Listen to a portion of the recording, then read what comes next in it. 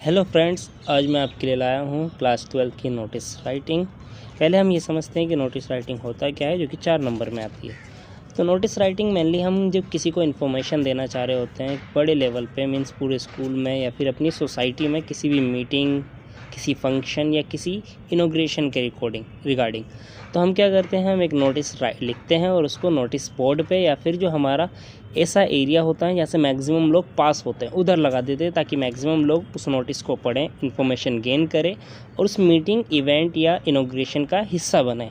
ये हम शुरू करते हैं नोटिस राइटिंग के फॉर्मेट से।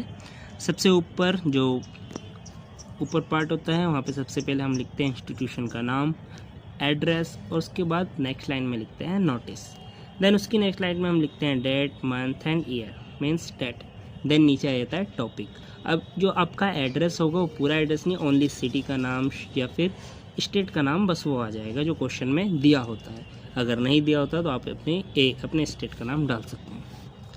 नेक्स्ट इसमें 2 लाइन हम यूज़ कर सकते हैं, या तो लाइन नंबर 1, ये notice is here bye given that, ये फर्स्ट लाइन हो गई, या फिर इसके अथवा में हम दूसरी लाइन भी यूज़ कर सकते हैं, ऑल द स्टूडेंट और members are hereby inform that, ये दोनों में से एक लाइन। पहली लाइन का मतलब है कि जो नोटिस दिया गया है इसमें ये है, और दूसरी लाइन में जितने भी स्टूडेंट और मेंबर हैं उनको इन्फॉर्म किया जाता है। डेट के बाद सब्जेक्ट आएगा, जो सब्जेक्ट आपके क्वेश्चन में आपको दिया होगा। ऑन डेट मीन्स किस डेट को होना है, फिर डे आ जाएगा कि उस दिन कौन सा डे है, और फिर टाइम आ जाएगा आपका एट विच टाइम वो हो रहा है, फिर उसके बाद लोकेशन आएगी, कौन से लोकेशन पे हो रहा है, फॉर ड्यूरेशन, अब कितनी देर के लिए हो रहा है, वो प्रोग्राम कितना लंबा चलने वाला है, या आप चाहे तो स्किप भी कर सकते हैं फॉर ड्यूरेशन। अगर किसी आपको दिया होगा किसी नोटिस राइटिंग में तो लिखना पड़ेगा। एंड देन पर्पस, कि आप वो चीज़ हो किस लिए रही है। इसके बाद ये 4 लाइन है जो आप एडिशनली ऐड कर सकते हो। ये 4 कंडीशनल सेंटेंस है जो आपको यूज़ करना है आपके नोटिस राइटिंग में। पहला, दिस इवेंट और कंपटीशन कंसिस्ट, मतलब इस इवेंट या कंपटीशन में क्या होने वाला है, फूड स्टॉल लगेगा, वेरियस एक्टिविटीज़ होगी, ईटीसी। दूसरा सेंटेंस है, it will be inaugurated by the chief guest. अब ये वाला जो सेंटेंस है, ये सेंटेंस आपका कंडीशनल है, मीन्स अगर चीफ गेस्ट को इनविटेशन दिया गया है तो आप इसका यूज़ करोगे, अन्यथा इसका यूज़ नहीं करोगे। अगर चीफ गेस्ट आ रहे हैं तो आपको यूज़ करना है, और डेश में आपको चीफ गेस्ट का नाम लिखना है। Then third is interested student में contact by the undersigned latest by, इसमें लेटेस्ट बाय के बाद डेश है, डेश में डेट आ जाएगी, जो डेट आप यूज़ कर रहे हैं नोटिस में उससे 1 या 2 दिन पहले की डेट। इसका मतलब है कि जो इंटरेस्टेड स्टूडेंट है वो कांटेक्ट कर सकते हैं अंडरसाइंड से, मतलब जिस पर्सन को ये चीज़ सौंपी गई है जो नोटिस लिख रहा है। और ये आपकी क्लोजिंग सेंटेंस है, all the student are and parents are invited to attend the event. इससे आप एंड कर देंगे नोटिस का, जो कि आपको लिखना ही लिखना है। देन एट द एंड आपको नेम एंड डेजिग्नेशन लिखना है, जो फॉर्मेट का हिस्सा है। इससे आपके 1 नंबर कंप्लीट हो जाएंगे और 4 नंबर आप इजीली पा सकते हैं अगर आपकी सारी इन्फॉर्मेशन सही होती है। और आपको ये इसी फॉर्म में यूज़ करना है, पहले नंबर पे ये वाली लाइन, दूसरे पे ये, तीसरे पे और चौथे पे ये। अगर मान लो इसमें चीफ गेस्ट नहीं है तो आप पहले पे यूज़ करोगे, अल्टीमेटली ये सेकंड हो जाएगी और ये थर्ड हो जाएगी। मान लो इसमें पार्टिसिपेशन भी नहीं है तो ये फर्स्ट लाइन और ये सेकंड लाइन होगी। आइए हम इसे और बेहतर से समझते हैं एक एग्जांपल की मदद से।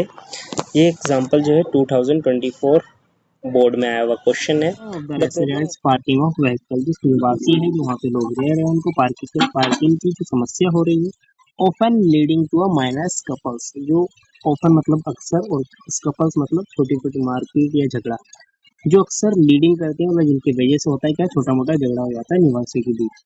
Has become a source of growing concern, क्योंकि एक बहुत बड़ा मुद्दा बन गया है,